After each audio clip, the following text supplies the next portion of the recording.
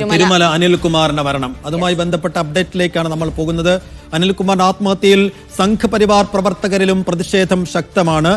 നേതൃത്വം ഏതായാലും പരസ്യ പ്രതികരണം വേണ്ട, ഇപ്പോൾ അത് വിലക്കിയിട്ടുണ്ട്. പക്ഷേ നേതാക്കൾക്കും പ്രവർത്തകർക്കും ഇടയിൽ ഉയരുന്നത് കടുത്ത അമർഷം തന്നെയാണ്.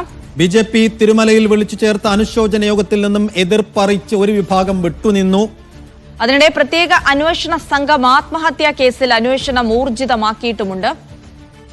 ബിജിൻ വായാന്തോട് തിരുവനന്തപുരത്ത് വിശദാംശങ്ങൾ നൽകും. ബിജിൻ, വലിയ ആഭ്യന്തര തലത്തിൽ BJPക്കകത്ത് വലിയ അമർഷവും വലിയ ഭിന്നതയും ഈ തിരുമല അനിലിന്റെ മരണത്തിന് പിന്നാലെ ഉണ്ടായിട്ടുണ്ടെന്ന് നമ്മൾ മനസ്സിലാക്കുകയാണ്. അത് എത്ര വലിയൊരു പൊട്ടിത്തെറിയിലേക്ക് പോകാനിരിക്കുന്നു എന്നതാണ് ചോദ്യം. രണ്ടാമത്തെ ചോദ്യം, അന്വേഷണം ഏത് വഴിക്ക് നീങ്ങുന്നു?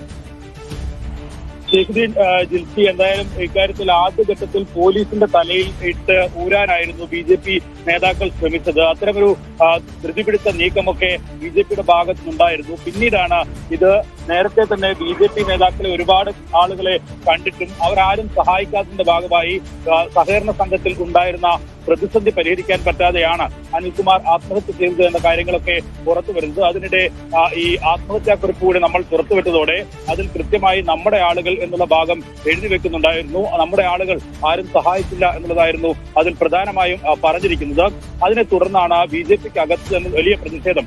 BJPക്ക് അകത്ത് എന്ന് മാത്രം പറയാൻ കഴിയില്ല, കാരണം RSSനകത്തും ഈ വിഷയത്തിൽ വലിയ പ്രതിഷേധം ഉയരുകയാണ്. കാരണം RSSന്റെ പ്രധാനപ്പെട്ട ആളുകൾ ഉൾപ്പെടെയാണ് ഈ ബാങ്ക് ഭരണസമിതിയിൽ ഉള്ളത്. മുൻ ജില്ലാ പ്രസിഡന്റ് ഉൾപ്പെടെയുള്ളവർ ഈ ബാങ്ക് ഭരണസമിതിയുടെ ഭാഗമാണ്. അവരാരും സഹായിച്ചില്ല എന്നതാണ് നിലവിൽ ആത്മഹത്യക്ക് കാരണമെന്ന് നേതാക്കൾക്കും ഒപ്പം തന്നെ പാർട്ടി പ്രവർത്തകർക്കും അണികൾക്കുമൊക്കെ ബോധ്യപ്പെട്ടതിന്റെ ഭാഗമായിട്ടാണ് ഇപ്പോൾ വലിയ തരത്തിലുള്ള ഒരു പൊട്ടിത്തെറിയിലേക്ക് BJP എത്തിയിരിക്കുന്നത്. ഇന്നലെ അനുശോചന യോഗം ചേർന്നിരുന്നു തിരുമലയിൽ. ആ അനുശോചന യോഗത്തിൽ ശുഷ്കമായ ആളുകൾ മാത്രമാണ് പങ്കെടുത്തത്. അതിന് കാരണം ഈ പ്രശ്നം തന്നെയാണ്. സഹായിക്കാതെ എന്തിന് ഇപ്പോൾ അനുശോചന യോഗം കൂടുന്നു എന്നുള്ള ചോദ്യമാണ് ഒരു ഭാഗത്തുള്ള പ്രവർത്തകരും അണികളുമൊക്കെ ഉന്നയിച്ചുകൊണ്ടിരിക്കുന്നത്. പ്രധാനപ്പെട്ട അവരുടെ നേതാവായിരുന്നു, നാട്ടിലെ തന്നെ പ്രധാനിയായ BJP പ്രവർത്തകരായിരുന്നു അനിൽകുമാർ എന്ന് പറയുന്നത്.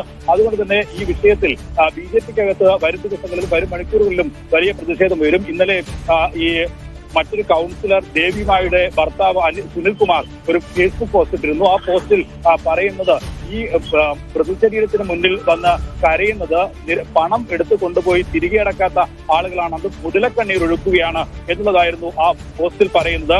ഉളുപ്പുണ്ടോ ഇങ്ങനെ കരയാൻ എന്നുള്ളത് ഉൾപ്പെടെയുള്ള വാക്കുകളായിരുന്നു ആ പോസ്റ്റിൽ ഉപയോഗിക്കുകയും ചെയ്തത്. അങ്ങനെ വലിയ പ്രതിഷേധം ഒരു ഭാഗത്ത് വരികയാണ്. എങ്കിലും പരസ്യ പ്രതികരണത്തിലേക്ക് പോകരുത് എന്നുള്ള നിർദ്ദേശം BJPയും ഒപ്പം തന്നെ സംഘപരിവാർ സംഘടനകൾക്കും ഒക്കെ നൽകിയിട്ടുണ്ട്. അതിനിടയിലാണ് പോലീസ് അന്വേഷണവും ഇപ്പോൾ പുരോഗമിച്ചുകൊണ്ടിരിക്കുന്നത്. പ്രത്യേക അന്വേഷണ സംഘത്തെ നിയോഗിച്ചാണ് നിലവിൽ അന്വേഷണം നടന്നുകൊണ്ടിരിക്കുന്നത്. ഫോൺ രേഖകൾ ഉൾപ്പെടെ പരിശോധിക്കുകയും ഒപ്പം തന്നെ ബാങ്ക് ഭരണസമിതി അംഗങ്ങളുടെയും ഒപ്പം ഈ ലോൺ എടുത്ത ആളുകളുടെയും ഒക്കെ മൊഴി രേഖപ്പെടുത്താനാണ് പോലീസ് ഇപ്പോൾ ശ്രമിച്ചുകൊണ്ടിരിക്കുന്നത്.